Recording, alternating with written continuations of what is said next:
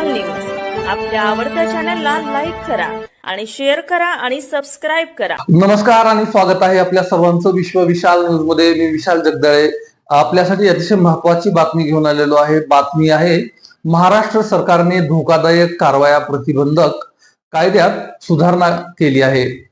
मुंबई महाराष्ट्र सरकारने धोकादायक क्रियाकलाप प्रतिबंधक सुधारणा कायदा 2018 मध्ये मोठा बदल केला आहे आणि त्याची व्याप्ती वाढवली आहे। या बातमीच्या संदर्भातील सविस्तर वृत्त आता आपण पाहूयात। महाराष्ट्र सरकारने धोकादायक क्रियाकलाप प्रतिबंधक सुधारणा कायदा 2018 मध्ये मोठा बदल केला आहे आणि त्याची व्याप्ती वाढवली आहे। आता ते बेकायदेशीर जुगार, बेकायदेशीर लॉटरी आणि मानवी तस्करीमध्ये गुंतलेल्या लोकांची देखील काळजी घेते।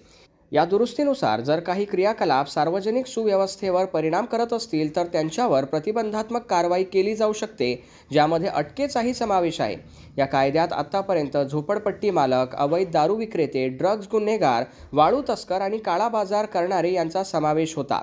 आपल्या आजूबाजूला बेकायदेशीर जुगार, लॉटरी किंवा मानवी तस्करीशी संबंधित शंका असेल तर स्थानिक पोलिसांना माहिती द्यावी, ही सूचना महाराष्ट्र शासन विधी व न्याय विभागामार्फत 9 जून 2025 च्या शासकीय राजपत्रानुसार नागरिकांच्या सुरक्षेसाठी प्रसारित करण्यात आली आहे।